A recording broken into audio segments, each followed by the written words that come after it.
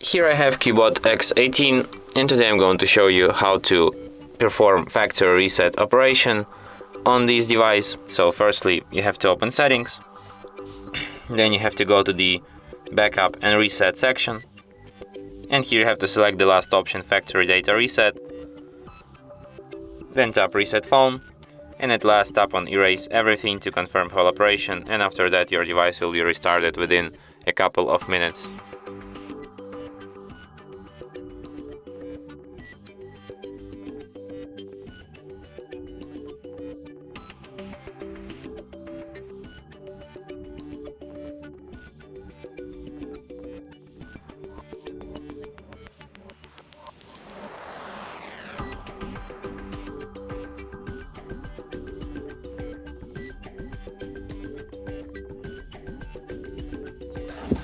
And that's it.